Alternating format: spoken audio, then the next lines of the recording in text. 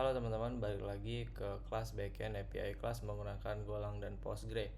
Nah, kemarin kita telah berhasil membuat satu endpoint find all to do dari endpoint create to do kita ya teman-teman.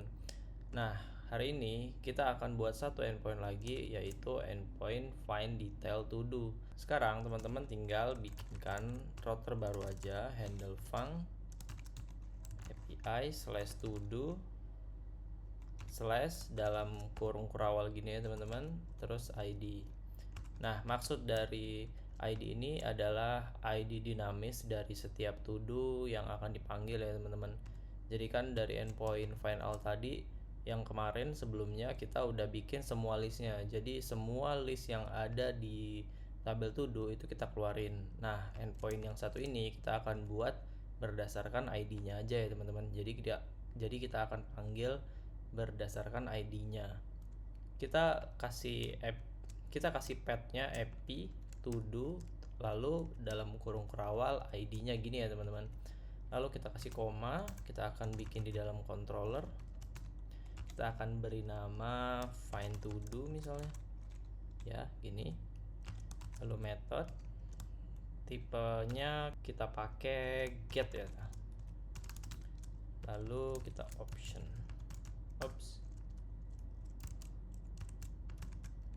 Ya. Nah, seperti biasa ini kita komentar aja dulu. Lalu kita balik ke folder controller kita di sini, controller to do. Dan di bawahnya kita bisa bikinkan satu fungsi baru, func find to do. Seperti biasa, dia punya parameter untuk respon writer-nya ya teman-teman.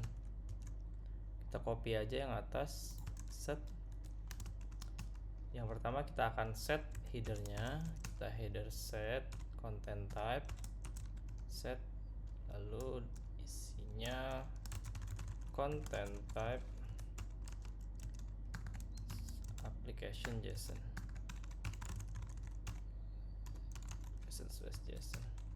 Nah, kita perlu menggunakan max vars untuk mengambil ID-nya ya teman-teman, request yang akan dikirim melalui postman. Kita panggil aja max.vars ya teman-teman. Di dalamnya kita masukkan parameter request-nya. Dan vars ini punya satu kembalian ya teman-teman. Kita akan taruh dia di dalam variabel params. Lalu kita akan convert menjadi string ya teman-teman. Jadi data yang dikirim dari postman, ID-nya kita akan convert menjadi string menggunakan string atoy atau strconf .atoy seperti ini.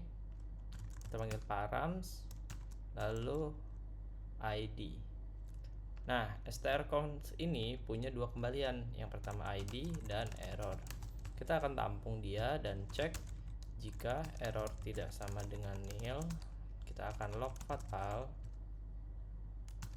Lalu kita beri pesan cannot convert to integer. Kita convert errornya. Nah, sekarang kita akan buatkan fungsi find to do di model, cuman kita akan deklarasikan dia dulu di sini ya teman-teman. Kita taruh di model, nanti kita beri nama find to do. Dia punya parameter ID. Nah, dia harusnya punya dua kembalian, to do dan error. Jika errornya tidak sama dengan nil, kita akan log ya. Atau kita bisa bikinkan sebuah format respon data ya teman-teman. Jadi format respon datanya itu kita bisa atur menggunakan content type application JSON lagi. Nah, kita bisa bikin kayak gini. Header.set lalu isinya content type sama seperti di atas, application/JSON, lalu write header-nya kita kasih parameter HTTP dari status not found. Nah, ini karena write header itu punya parameter untuk menampung status not found ya teman-teman, jadi kita manfaatkan aja. Dan karena kita juga sebelumnya sudah membuat sebuah model struct di atas seperti ini, response. Nah, ini kita bisa manfaatin buat ngatur respon not found-nya teman-teman. Jadi kita bisa bikin response dari struct-nya, dia punya status, kita beri status apa, misalnya not found misalnya, terus deskripsinya there is no data, lalu kita kasih pesannya, atau gini aja, pesannya not found, untuk status kita beri 404 ya, karena 404 itu artinya not found ya teman-teman. Nah, selanjutnya kita bisa set lagi untuk konten headernya, content type header set seperti ini. Lalu kita encoder, kita panggil json.new encoder dan masukkan parameter writer, kita taruh dia di dalam variabel encoder seperti ini. Lalu kita panggil fungsi encode-nya, encoder.encode, kita masukkan web response, lalu kita kembalikan return. Nah, selanjutnya ini kurang tanda, ya. Selanjutnya kita bisa berikan respon jika dia berhasil ya teman-teman. Kita panggil struct dari respon yang huruf besar, statusnya kita beri 200, lalu message-nya misalnya successfully, string ya teman-teman, successfully, lalu datanya dari to do ya. Kita akan simpan ini ke dalam variabel res dan kita akan encode dia menggunakan JSON encoder, json.new encoder writer encode res. Nah, seperti ini ya teman-teman. Cukup.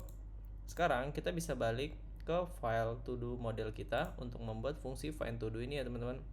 Kita kembali ke model, lalu di sini kita bisa bikin satu fungsi baru. Di sini find to do, dia punya satu parameter ID, tipenya integer 64. Lalu dia punya dua kembalian ya teman-teman. Yang pertama to do-nya dan error. Yang pertama kita bisa buka koneksi terlebih dahulu. Seperti biasa kita open koneksi, lalu kita akan buatkan SQL statement-nya teman-teman. Kita akan defer row-nya atau defer database-nya menggunakan row-nya nanti, menggunakan DB query. Kita bikin dulu statement-nya SQL dari apps seperti ini ya, pakai petik, backtick, select bin ID, status, dan description from to do where ID sama dengan 1. Oke, lalu kita bisa panggil DB query untuk eksekusi query statement kita dan ID-nya. Nah, DB query ini punya dua kembalian ya teman-teman, itu rows dan error. Pertama kita akan cek jika errornya tidak sama dengan nil. Kita akan panic dia, panic aja ya teman-teman. Nah, baru di sini kita akan defer rows.close untuk menutup SQL statement kita. Nah, selanjutnya kita akan cek untuk setiap kolomnya atau setiap baris datanya. Pertama kita bikin variabel to do dulu dan kita beri dia model to do seperti ini.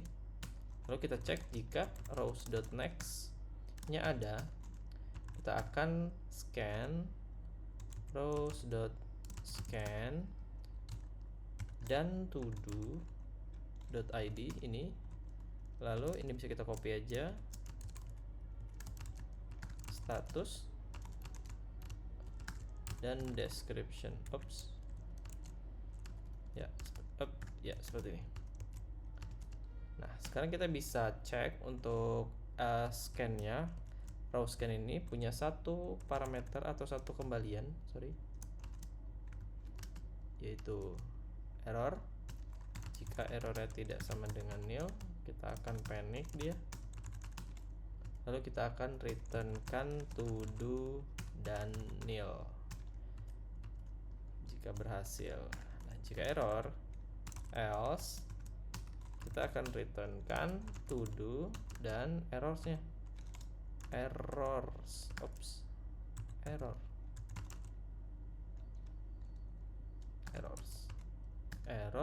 dot new. Nah, gini ya teman-teman, to do is not found. Ya, cukup, sudah selesai teman-teman. Sekarang kita bisa balik ke file router kita, lalu kita uncomment, lalu kita bisa menjalankan terminalnya dan kita tes endpoint kita ya teman-teman. Kita run main.go. Oke, lalu kita kembali ke Postman dan di listing to do golang kita akan buatkan satu request baru bernama find to do misalnya. Lalu alamatnya sama seperti di list to do, namun bedanya kita akan berikan nilai setelah slashnya lagi ya teman-teman. Coba kita cek dulu di listnya, dia ada ID 3 dan ID 4.